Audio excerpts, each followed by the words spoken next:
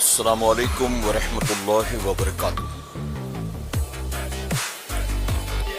خواتین دھیمی آوازوں میں لیکن مرد حضرات بلند آواز میں سلام کا جواب دیں۔ السلام علیکم ورحمۃ اللہ وبرکاتہ۔ الحمد للہ رب العالمین والعاقبۃ للمتقین والصلاة والسلام على سید الانبیاء والمرسلین اما بعد فاعوذ باللہ من الشیطان الرجیم بسم اللہ الرحمن الرحیم وبالوالدین احسانا صدق اللہ مولانا العلی العظیم۔ باد توحید کے متوالو، شمع رسالت کے پروانوں، خاتون جنت حضرت فاطمۃ الزہرا رضی اللہ تعالیٰ عنہ کی کنیزوں، آئیے سب سے پہلے ہم اور آپ نہایت ہی ادب اور احترام کے ساتھ اپنے اور ساری کائنات کے مرکز عقیدت جناب محمد الرسول اللہ صلی اللہ تعالی علیہ وسلم کی بارگاہ بے کس پناہ میں جس طرح سے میں پڑھاؤں میرے ساتھ مل کر مرد حضرات بآواز بلند، ہماری مائیں بہنیں بچیاں دھیمی آوازوں میں درود شریف کا نذرانہ پیش کر لیں۔ الصلاۃ والسلام علیک یا رسول اللہ، الصلاۃ والسلام علیک یا حبیب اللہ، الصلاۃ والسلام علیک یا نبی اللہ وعلی آلک واصحابک یا نور اللہ صلی اللہ تعالی علیہ وسلم۔ رب کعبہ کی بارگاہ میں دعا ہے، مولا اپنے حبیب صاحب لولاک صلی اللہ تعالی علیہ وسلم کے صدق و طفیل ہم تمام کا عالمی تحریک سنی دعوت اسلامی کے اس ریاستی اجتماع میں آنا قبول فرما، اور میرے کریم اسے قبول کر کے میدان قیامت میں ہم سب کے لیے، ہمارے والدین کے لیے بخشش اور نجات کا سبب بنا، اور اس اجتماع میں ہم جو کچھ بھی سنیں سیکھیں سمجھیں، ہمیں اس پر تمام عمر عمل کرنے اور دوسروں میں عام کرنے کی توفیق نصیب فرما۔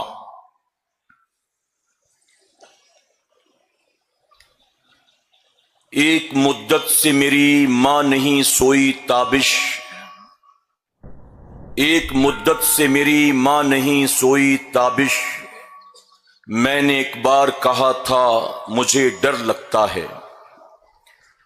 اور ماں کے تعلق سے کیا خوب کہا منور رانا نے، کسی کو گھر ملا حصے میں یا کوئی دکان آئی، کسی کو گھر ملا حصے میں یا کوئی دکان آئی، میں گھر میں سب سے چھوٹا تھا میرے حصے میں ماں آئی۔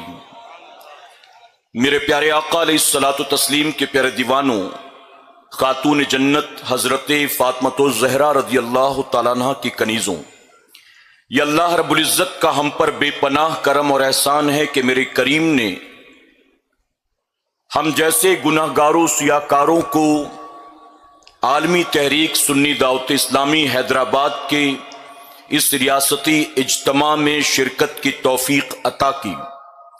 میں اکثر یہ کہتا ہوں کہ اگر اللہ تبارک و تعالی ہمارا اور آپ کا ایسی محفلوں میں 2-4 گھنٹے بیٹھنا نہیں، ایک لمحہ بیٹھنا بھی قبول فرما لے، تو کل قیامت کے دن وہی ایک لمحہ ہم سب کے لیے جنت کی ضمانت بن جائے گا۔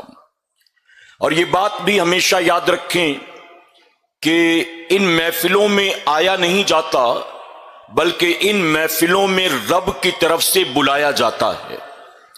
چاہے وہ ممبر پر بیٹھے حضرات ہوں، چاہے وہ میدان میں بیٹھی خواتین ہوں، اس اجتماع میں کوئی ایک بھی آنے والا یا آنے والی اپنی مرضی سے نہیں آیا ہے، آئے وہی ہیں جنہیں میرے رب نے توفیق عطا فرمایا ہے۔ تو یقیناً رب نے اگر اس محفل پاک میں شرکت کی توفیق دی ہے تو ہمارا آنا وہ قبول بھی فرمائے گا، اور ہمارے آنے کو قیامت کے دن ہمارے لیے بخشش کا سبب بھی ضرور بنائے گا۔ وقت تیزی کے ساتھ گزر رہا ہے اور بہت جلد نماز مغرب کا وقت ہونے والا ہے۔ میں اپنی بات بھی بہت تیزی کے ساتھ آپ کے سامنے رکھوں گا، اس امید کے ساتھ کہ جسم کو حاضر رکھنے کے ساتھ ساتھ آپ کا ذہن بھی یہاں موجود ہوگا، اور آپ میری تمام باتوں کو اس نیت کے ساتھ سنیں کہ ہمیں عمر بھر ان باتوں پر عمل بھی کرنا ہے۔ حضور اکرم صلی اللہ علیہ وسلم کی بارگاہ میں ایک صحابی آئے اور آ کر عرض کرتے ہیں کہ یا رسول اللہ صلی اللہ علیہ وسلم، اللہ اور اس کے رسول صلی اللہ علیہ وسلم کے بعد مجھ پر سب سے زیادہ کس کا حق ہے؟ تو حضور اکرم صلی اللہ علیہ وسلم نے فرمایا کہ تمہاری والدہ کا۔ کچھ دیر خاموش رہنے کے بعد انہوں نے دوبارہ یہی سوال پیش کیا، عرض کرتے ہیں یا رسول اللہ صلی اللہ علیہ وسلم، اس کے بعد مجھ پر کس کا حق ہے؟ تو حضور اکرم صلی اللہ علیہ وسلم نے دوسری مرتبہ بھی فرمایا کہ تمہاری والدہ کا۔ انہوں نے تیسری مرتبہ عرض کیا کہ یا رسول اللہ صلی اللہ علیہ وسلم، اس کے بعد کس کا مجھ پر سب سے زیادہ حق ہے؟ تو حضور اکرم صلی اللہ علیہ وسلم نے اس سوال کے جواب پر تیسری مرتبہ بھی فرمایا کہ تمہاری والدہ کا۔ اب انہوں نے چوتھی مرتبہ سوال کیا کہ یا رسول اللہ صلی اللہ علیہ وسلم، اس کے بعد کس کا مجھ پر حق ہے؟ تو حضور اکرم صلی اللہ علیہ وسلم نے فرمایا تم اپنے باپ کے ساتھ بھی حسن سلوک سے پیش آیا کرو۔ اب یہاں مفسرین فرماتے ہیں کہ سوال 3 مرتبہ جو کیا گیا شروع میں، تو حضور اکرم صلی اللہ علیہ وسلم نے تینوں مرتبہ ان سے کہا کہ تم پر اللہ اور اس کے رسول صلی اللہ علیہ وسلم کے بعد سب سے زیادہ حق تمہاری والدہ کا ہے۔ تو میرے نبی کا 3 مرتبہ یوں کہنا یوں ہی نہیں تھا، بلکہ مفسرین فرماتے ہیں، صوفیہ فرماتے ہیں کہ حضور اکرم صلی اللہ علیہ وسلم نے 3 مرتبہ والدہ کا ذکر کر کے قیامت تک آنے والے مسلمانوں کو بتا دیا کہ اللہ تبارک و تعالیٰ نے تم پر باپ کے مقابلے تمہاری ماں کا 3 گنا زیادہ حق رکھا ہے۔ اور اس سے یہ بات بھی کلیئر ہو گئی کہ اللہ اور اس کے رسول صلی اللہ علیہ وسلم کے بعد ہم پر اگر کسی کا حق ہے تو وہ ہماری والدہ کا ہے، اور پھر والدہ کے بعد والد آتے ہیں۔ میرے پیارے آقا علیہ الصلوۃ والتسلیم کے پیارے دیوانوں، خاتون جنت حضرت فاطمہ الزہرا رضی اللہ تعالیٰ عنہ کی کنیزوں، اس وقت یہاں جتنے لوگ بھی موجود ہیں، اللہ تبارک و تعالیٰ نے سب کو والدین عطا کیے ہیں۔ کچھ لوگوں کے والدین باحیات ہیں، کچھ لوگوں کے والدین دنیا سے رخصت ہو گئے، لیکن میرے کریم نے سب کو ماں باپ عطا کیے ہیں۔ جن کے ماں باپ باحیات ہیں انہیں اپنے رب کا شکر ادا کرنا چاہیے، اور جن کے والدین دنیا سے رخصت ہو چکے ہیں انہیں دن رات اپنے ماں باپ کے لیے بخشش کی اور مغفرت کی دعا کرنی چاہیے۔ اللہ رب العزت نے قرآن مقدس میں ارشاد فرمایا، جو آیت کریمہ میں نے تلاوت کی، تھوڑا سا اس کی وضاحت کرنا بھی میں ضروری سمجھتا ہوں۔ اللہ فرماتا ہے وَبِالْوَالِدَيْنِ احسانا، یعنی اپنے ماں باپ کے ساتھ بھلائی کرو، احسان کرو۔ اب اس سے مراد کیا ہے؟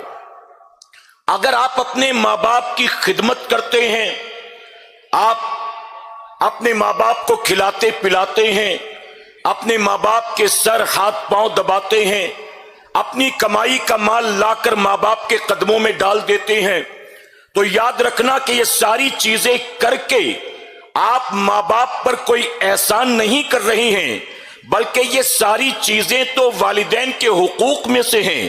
اگر اولاد اپنے ماں باپ کو اپنے ساتھ گھر میں رکھے، انہیں کھلائے پلائے، انہیں اچھے کپڑے پہنائے، بلکہ ان کی تیمارداری کرے، بیمار ہو جائیں تو ان کا دوا علاج کروائے، ان کی خدمت کرے، اپنی کمائی لا کر ان کے قدموں میں ڈال دے، تو یہ والدین کے حقوق ہیں جو ہم آپ ادا کر رہے ہیں۔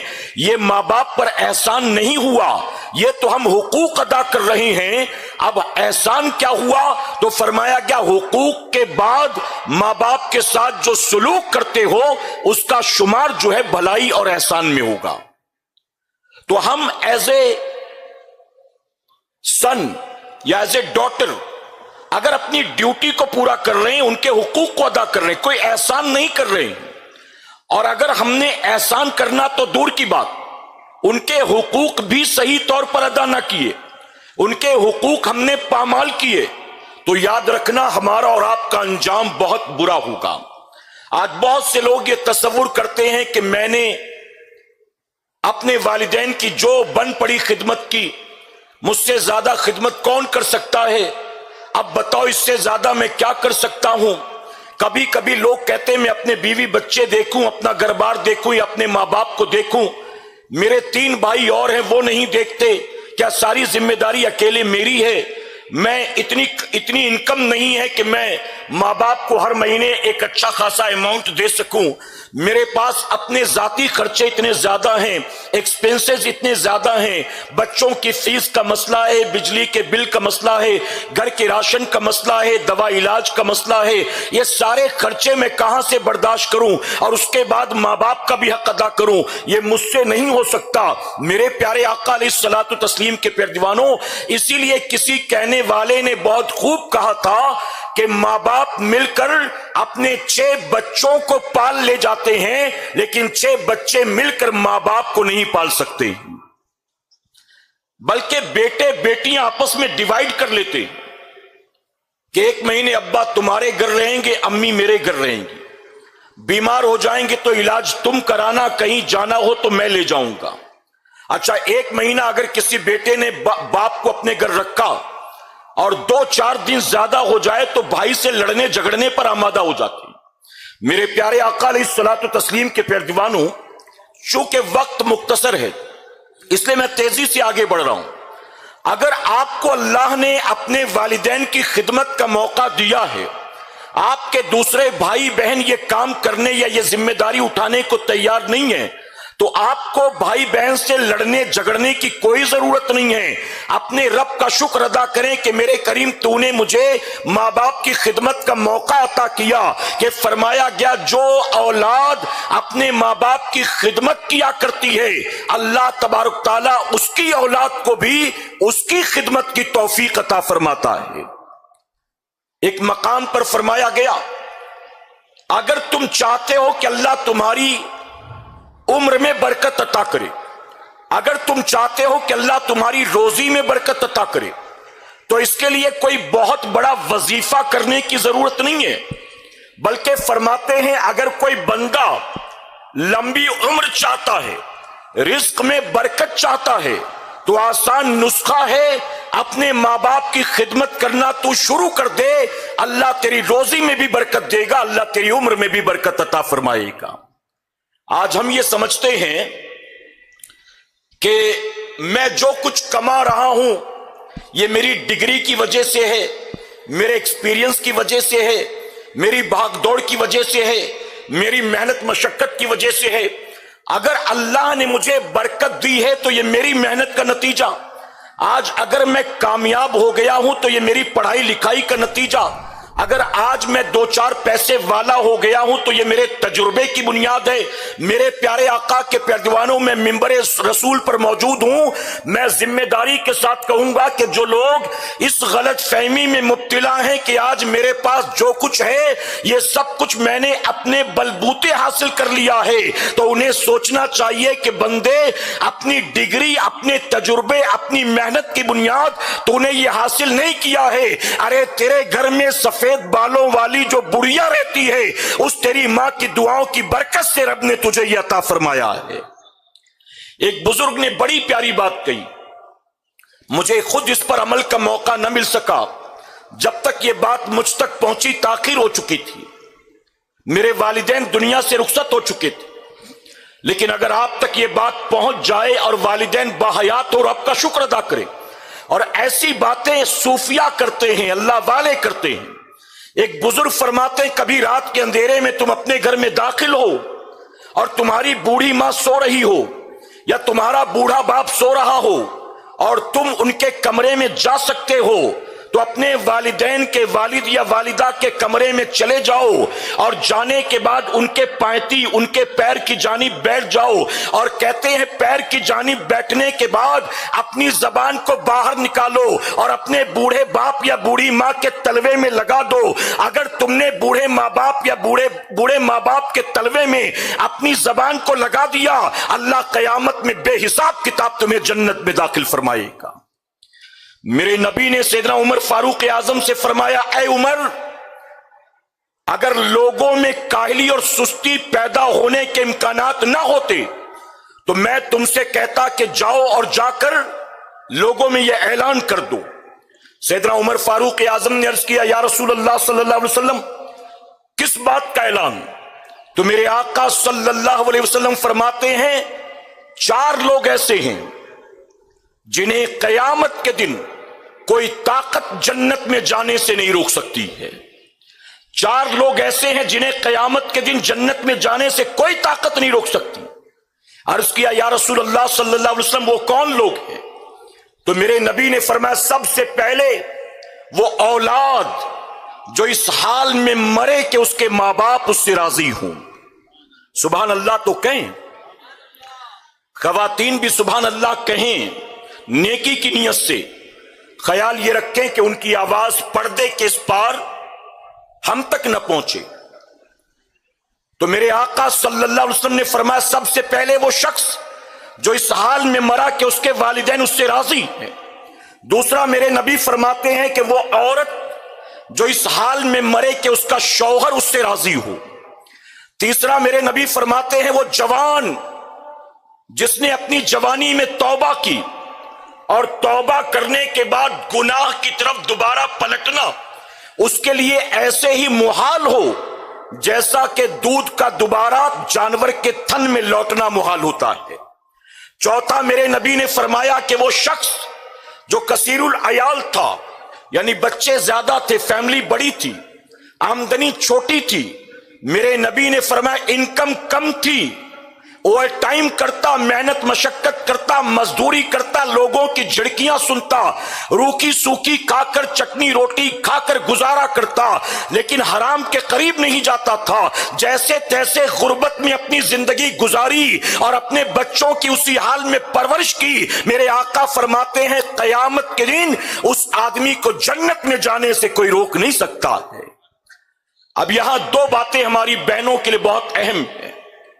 ایک تو فرمایا گیا کہ وہ شخص جو اس حال میں مرے کہ اس کے ماں باپ اس سے راضی ہوں، اور دوسرا فرمایا گیا کہ وہ عورت جو اس حال میں مرے کہ اس کا شوہر اس سے راضی ہو۔ آج معذرت کے ساتھ ایک تلخ بات کہتا ہوں، بعض بیویاں اپنے شوہروں کو اپنے ماں باپ کا حق ادا کرنے نہیں دیتی، بلکہ بیویاں دھمکی دیتی ہیں اپنے شوہر کو، اگر تم نے اپنی امی کو 1 روپیہ بھی دیا نا میں اپنے گھر چلی جاؤں گی، تمہیں اپنے بچے نظر نہیں آتے، ہماری ضروریات نظر نہیں آتی، ہمارا گھر بار نظر نہیں آتا، 2 پیسے ہاتھ لگتے ہیں تو ماں باپ پر خرچ کرتے رہتے ہو، تمہارے اور بھائی بہن نہیں ہیں کیا ساری ذمہ داری ہم نے لے رکھی ہے؟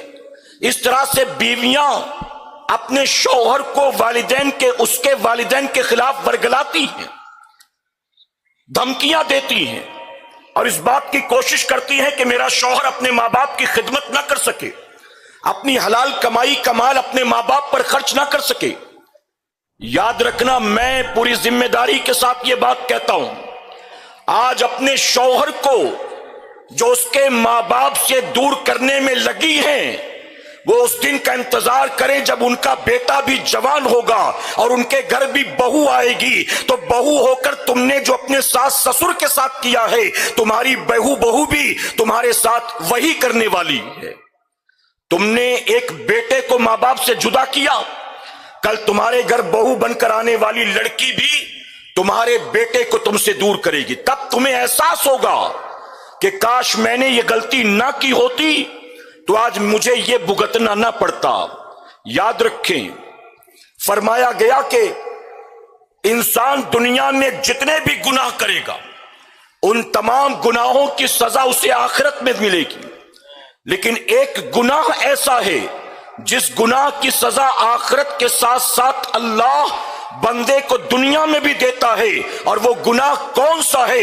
فرمایا گیا ماں باپ کی دل آزاری کرنا، اپنے ماں باپ کا دل دکھانا، یہ وہ گناہ ہے کہ جس کی سزا آخرت کے ساتھ ساتھ بندے کو دنیا میں بھی دی جائے گی۔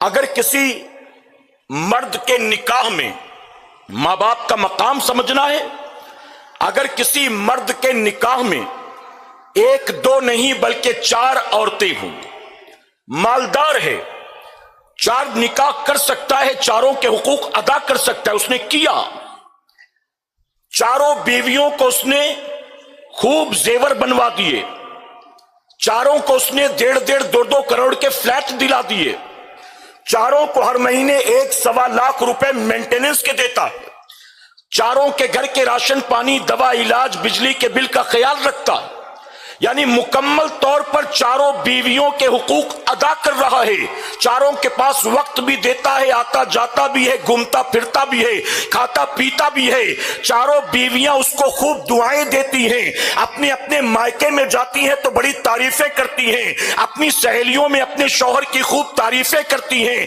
لیکن اس کے گھر میں اگر اس کی 62 سال کی بوڑھی ماں بستر پر بیمار پڑی ہے اور بیٹا اپنی ماں کے سرہانے بیٹھتا نہیں، اپنی ماں کی طبیعت پوچھتا نہیں، اپنی ماں کی طرف توجہ دیتا نہیں، تو کل قیامت میں 4 بیویوں کی دعائیں اسے جنت میں نہیں لے جائیں گی، بلکہ ماں کا دل دکھانا اسے جہنم کا ایندھن بنا دے گا۔ ہماری آپ کی تو کوئی اوقات نہیں ہے۔ حضور اکرم صلی اللہ علیہ وسلم کی بارگاہ میں ایک صحابیہ آئی، عرض کرتی ہیں یا رسول اللہ صلی اللہ علیہ وسلم، میرے شوہر علقمہ کی زندگی کا آخری وقت ہے، حالت سکرات میں ہے، کافی دیر سے تڑپ رہے ہیں، لیکن جسم سے روح پرواز نہیں کرتی، آپ دعا فرما دیں کہ اللہ آسانی فرمائے۔ تو میرے آقا صلی اللہ علیہ وسلم نے فرمایا کیا ان کے والدین زندہ ہیں؟ تو کہا والد تو نہیں، والدہ موجود ہیں۔ تو میرے نبی نے صحابیہ سے کہا جاؤ ان کی والدہ کو میرے پاس بھیجو۔ جب انہوں نے سنا تو فوراً حضور اکرم صلی اللہ علیہ وسلم کی خدمت میں حاضر ہوئی۔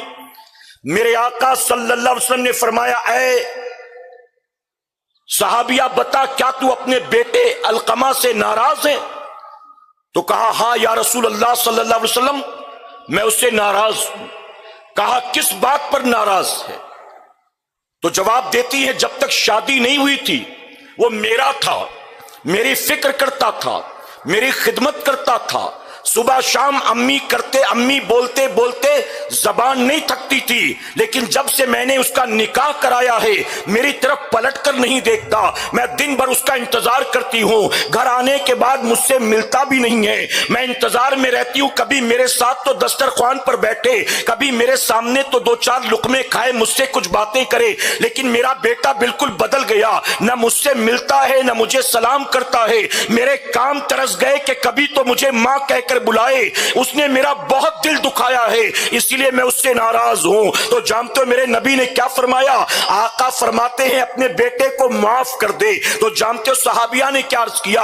عرض کرتی ہیں یا رسول اللہ صلی اللہ علیہ وسلم اگر آپ کا حکم ہے تو معاف کر دیتی ہوں، لیکن دل تو نہیں چاہتا کہ میں اسے معاف کروں، اس نے میرا بہت دل دکھایا ہے۔ تو میرے نبی نے حضرت بلال کو بلایا اور بلال کو بلا کر کہا بلال لکڑیاں جمع کرو۔ سیدنا بلال نے لکڑیاں اکٹھا کر لی، اب میرے نبی نے فرمایا اس میں آگ لگا دو، اب سیدنا بلال نے اس میں آگ لگا دی، آگ کی لپٹیں ہوا سے باتیں کرنے لگی، تو میرے آقا نے فرمایا اب علقمہ کو اٹھاؤ اور اٹھا کر لا کر اس آگ میں ڈال دو۔ اللہ اکبر، ماں نے سنا فوراً تڑپ جاتی ہیں، عرض کرتی ہیں یا رسول اللہ ایک ماں کی آنکھوں کے سامنے اس کے بیٹے کے ساتھ آپ ایسا کیوں کرنا چاہتے ہیں؟ کیا میرے بیٹے کو اس جلتی آگ میں ڈال دیا جائے گا؟ تو جانتے میرے نبی نے کیا فرمایا؟ آقا فرماتے میں تو تیرے بیٹے کو تھوڑی دیر کے لیے اس آگ आग में डालता हूं, अगर तूने उसे माफ न किया तो हमेशा के लिए जहन्नम की आग में वो जलाया जाएगा। अरे माँ का सुनना था, माँ तो माँ ही होती है ना। फौरन तड़प उठती है, कहती या रसूल अल्लाह आप गवाह हो जाएं, मैं अपने बेटे को माफ करती हूं, अपने बेटे को माफ करती हूं। यहां माँ का माफ करना था, वहां अल्लाह ने उन्हें कलमे की तौफीक अता कर दी है। आप बताएं कि एक सहाबी रसूल मां का दिल दुखाएं तो उन्हें आखिरी वक्त में कलमा मैसर ना आए, और यहां मां को गालियां देने में पीछे नहीं हटते, मां को झिड़कियां देने में पीछे नहीं हटते, मां को धमकियां देने में पीछे नहीं हटते, मां को अपनी बड़ी बड़ी आंखें दिखाने में पीछे नहीं हटते, मां पर हाथ उठाने में पीछे नहीं हटते। मेरे प्यारे आका अलैहिस्सलातु तस्लीम के प्यारे दीवानों, मुझे वो 65-68 साला बूढ़ी औरत याद है। मैं एक जगह से गुजर रहा था, एक बूढ़ी औरत खड़ी होकर रो रही थी, चंद लोगों ने उसे घेर रखा था, लोग उससे पूछ रहे थे कि आखिर तू रोती क्यों है। तो उस औरत ने अपने जिस्म से कपड़े को हटाकर दिखाया कि देखो मेरे बेटे ने कल रात मुझे कितना मारा। आप सोचें, ऐसी औलाद भी सूए जमीन पर मौजूद है। अब जो बेटे अपनी मां पर हाथ उठाते हैं, जो बेटे अपने बाप को झड़कियां देते हैं, दोस्तों में उसका मजाक उड़ाते हैं, क्या बताइए वो अपनी औलाद से कोई तवक्को रख सकते हैं? अपनी औलाद से कोई बदले का सिला बदला मिलेगा उन्हें, औलाद खिदमत गुजार बनेगी, तवक्को कर सकते हैं? मेरे प्यारे आका अलैहिस्सलातु तस्लीम के प्यारे दीवानों, हुजूर अकरम सल्लल्लाहु अलैहि वसल्लम की बारगाह में एक नौजवान सहाबी हाजिर आए, अर्ज करते हैं या रसूल अल्लाह सल्लल्लाहु अलैहि वसल्लम, मेरे वालिद मेरी इजाजत के बगैर मेरी जेब से पैसे निकाल लेते हैं। मैंने कई बार उनको मना किया लेकिन वो बाज नहीं आते, मजबूरन आपके पास मुझे उनकी शिकायत करने के लिए आना पड़ा। मेरे आका सल्लल्लाहु अलैहि वसल्लम ने जब यह सुना तो आपने फरमाया कि जाओ इनके वालिद को बुला कर लाओ। यहां सहाबा गए उनके वालिद को बुलाने। जब उन्हें पता चला कि मेरे जवान बेटे ने मेरे खिलाफ रसूलुल्लाह की बारगाह में मुकदमा दायर किया है, तो बूढ़े सहाबी तड़प उठे। अरब वालों की घुट्टी में शेरो शायरी मिली हुई थी। जब उन्होंने यह सुना कि मेरे बेटे ने मेरे खिलाफ रसूलुल्लाह की बारगाह में मुकदमा दायर किया, तो मन ही मन में उन्होंने कुछ अशार कहे, जो अशार जबान पर नहीं आए, बुलाने वालों ने नहीं सुना, दिल ही दिल में कुछ अशार दर्द भरे उन्होंने कहे। यहां वो अशार कह रहे थे और वहां जिब्राइल अलैहिस्सलाम मेरे आका की खिदमत में हाजिर हुए, अर्ज करते हैं या रसूल अल्लाह सल्लल्लाहु अलैहि वसल्लम, जब इनके वालिद आए तो मुकदमा बाद में सुनिएगा, पहले उनसे वो अशार सुनिएगा। बूढ़े सहाबी को बुलाया गया, मेरे आका की खिदमत में हाजिर हुए। मेरे आका फरमाते हैं तुम्हारे खिलाफ तुम्हारे बेटे ने मुकदमा दायर किया है, हम मुकदमा बाद में सुनेंगे, पहले ये बताओ जब तुम चले थे तो तुम्हारे जहन में दिल दिमाग में जो अशार आए थे वो क्या थे? अब जैसे ही उन्होंने सुना आंखों से आंसू जारी हो गए, पुकार उठते हैं या रसूल अल्लाह सल्लल्लाहु अलैहि वसल्लम, हम तो अल्लाह को देखे बगैर आप पर ईमान ले आए हैं, हमने तो आपको गैबदा नबी तस्लीम किया है। अभी अशार जो मेरी जबान पर नहीं आए, जो मैंने कलम से किसी कागज पर उतारे नहीं, आप वो हक नबी हैं जो उसकी भी खबर दिया करते हैं। मेरे आका ने फरमाया बताओ अशार क्या थे। अब वो सहाबी जो अशार पढ़कर सुनाते हैं उसका मफहूम में बयान करता हूं। अर्ज करते हैं या रसूल अल्लाह सल्लल्लाहु अलैहि वसल्लम, जब ये मेरा बेटा पैदा हुआ था ना, जब ये मेरा बेटा पैदा हुआ था, उस दिन से हमने अपने लिए नहीं इसके लिए जीना शुरू कर दिया था। जब यह पैदा हुआ तो उसके बाद हमने इसकी ख्वाहिशात के लिए अपनी ख्वाहिशात को दफन कर दिया, इसकी जरूरियात को पूरा करने के लिए अपनी जरूरियात को फरामोश कर दिया। हमने थपकियां देकर इसे सुलाया है, रात रात भर गोद में उठाकर टहलाया है, इसको हिंचकी आती तो मेरा कलेजा मुंह को आ जाता था, रात इसकी आंख खुल जाती तो मैं पूरी रात सो नहीं पाता था। सर्दियों की रात में इसे अपने सीने पे लिटाकर थपकियां देकर सुलाया करता था।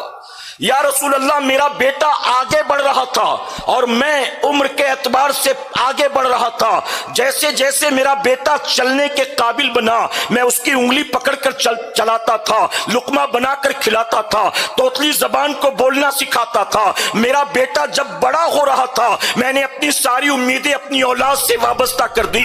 یا رسول اللہ میری ہڈیاں کمزور ہو رہی تھی، اس کی ہڈیوں میں جان پیدا ہو گئی، میری کمر جھکتی جا رہی تھی، اس کی کمر توانا ہوتی جا رہی تھی، میرے تو سر کے بال جھڑ رہے تھے اور اس کے سر کے بال بڑھ رہے تھے۔ یا رسول اللہ اس کی آنکھوں میں تیزی آ گئی تھی، چمک آ گئی تھی اور میری نگاہیں کمزور ہو گئی تھی، اس کی قوت سماعت بڑھ گئی تھی اور میری قوت سماعت کمزور ہو گئی تھی۔ یا رسول اللہ اس کے پیدا ہونے کے بعد میں نے ساری امیدیں اس کے لیے اس پر وابستہ کر دی۔ میں نے سوچا کہ جو میں قربانیاں دے رہا ہوں، جو میں اس کے لیے محنت کر رہا ہوں، میں نے نہ دن دیکھا نہ رات دیکھا، میں نے سردیوں کو، گرمیوں کو، بارش کو برداشت کیا اپنی اولاد کو اچھی زندگی دینے کے لیے۔ یا رسول اللہ صلی اللہ علیہ وسلم جب میرا بیٹا بالکل ہرا بھرا توانا درخت بن گیا، میں بالکل بوڑھا کمزور ہو چکا تھا، میری کمر جھک گئی تھی، میری ہڈیوں میں درد پیدا ہو گیا تھا، میرے ہاتھ پاؤں کانپنے لگ گئے تھے۔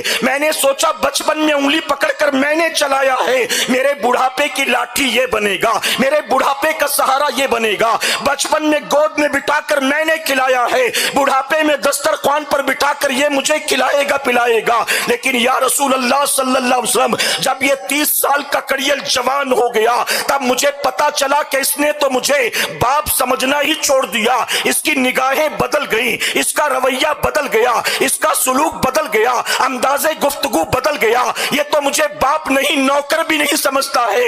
یا رسول اللہ ارے کوئی آدمی اپنے گھر کے نوکر کو صبح شام کم سے کم ایک روٹی تو دے دیتا ہے، یہ میرا بیٹا میری طرف پلٹ کر دیکھتا بھی نہیں ہے، کبھی مجھے ابا کہہ کے بلاتا نہیں ہے، کبھی مجھے دیکھ کر مسکراتا نہیں ہے۔ یا رسول اللہ صلی اللہ علیہ وسلم میرے بیٹے نے میرے ساتھ ایسا کیا ہے۔ جانتے ہو صحابی اپنی داستان بیان کرتے جا رہے تھے اور رحمت للعالمین آقا روتے جا رہے تھے، آنکھوں سے ساون بھادو برس رہا تھا اور صحابہ بھی زاروں قطار رو رہے تھے، وہ صحابی ہچکیاں لے لے کر اپنی کہانی سنا رہے تھے۔ آخر میں میرے نبی نے اس نوجوان صحابی کا گریبان پکڑا اور دھکا دیتے ہوئے کہا نکل جا یہاں سے، چلا جا یہاں سے۔ اور جاتے جاتے میرے نبی نے فرمایا تو بھی اپنے باپ کا ہے اور تیرا مال بھی تیرے باپ کا ہے، تو بھی اپنے باپ کا ہے اور تیرا مال بھی تیرے باپ کا ہے۔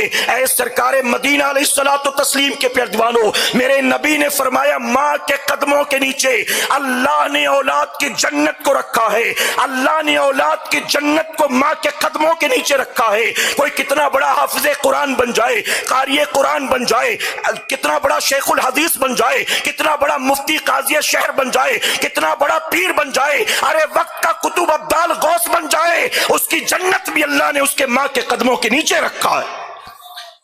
پیر کے ہاتھوں کو چوم کر جو مرید اپنے آپ کو جنتی سمجھتا ہے اسے یہ یاد رکھنا چاہیے کہ میرے پیر کی جنت بھی میرے ماں کے قدموں کے نیچے ہے۔ رسول اللہ نے فرمایا ماں کے قدموں کے نیچے اولاد کی جنت ہے اور باپ جنت کے دروازوں میں سے بیچ والا دروازہ ہے، جنت کے دروازوں میں سے بیچ والا دروازہ ہے۔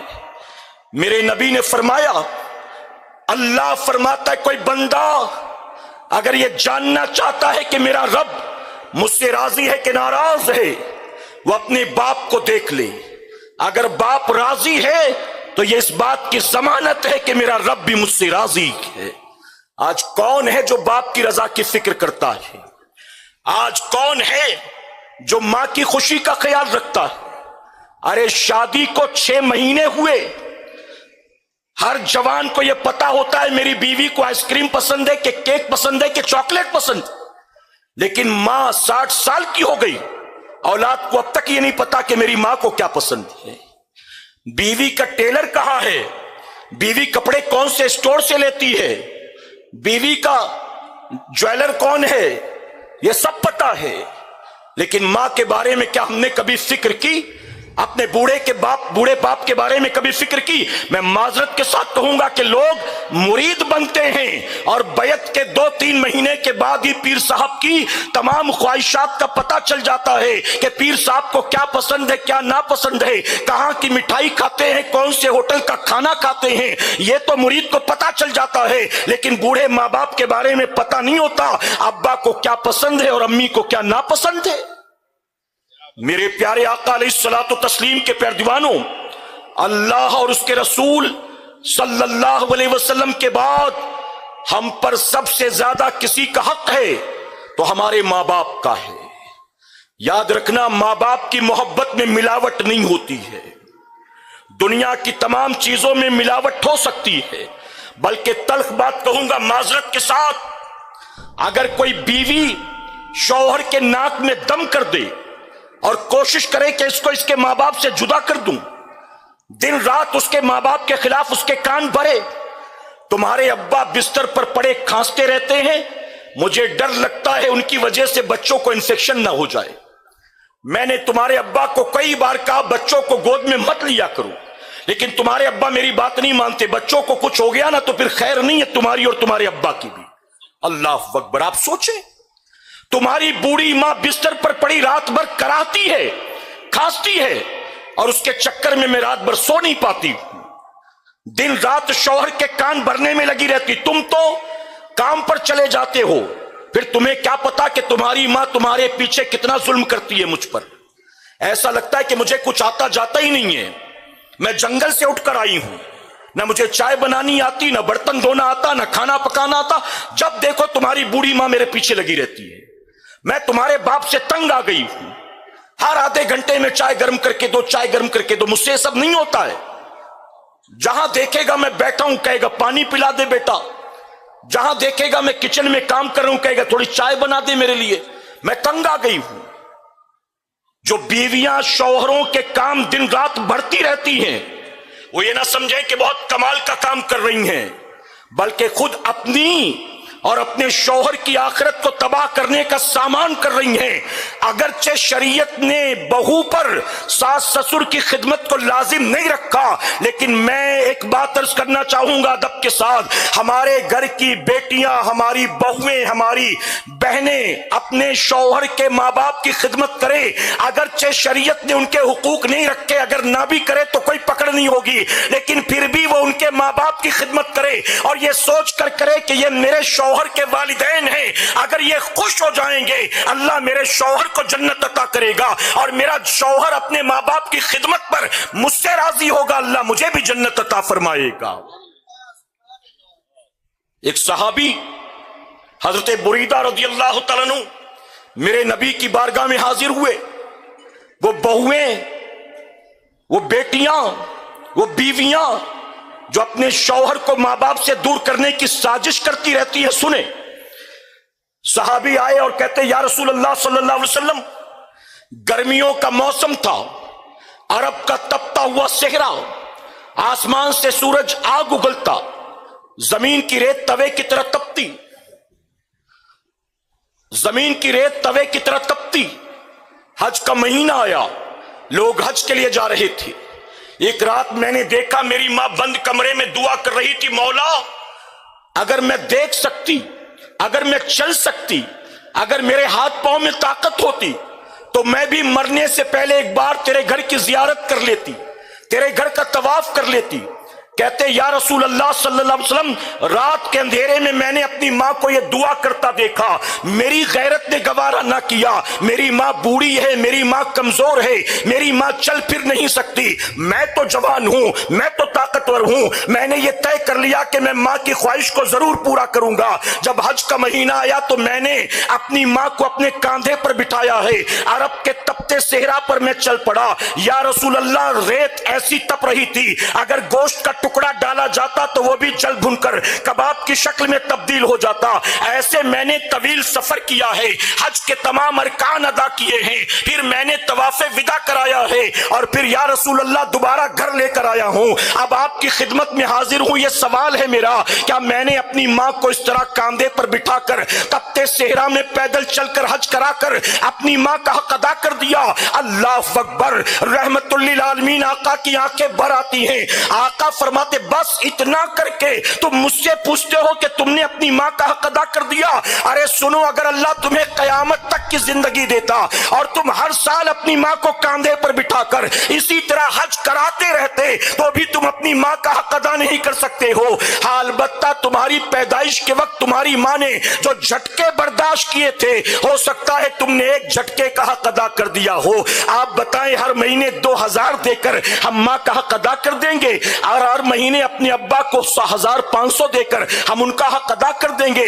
अरे वो सहाबी होकर अपनी माँ को कांधे पर बिठाकर हज कराएं फिर भी माँ का हक अदा ना कर सके, हम और आप बताइए क्या उनके हक को अदा कर रहे हैं?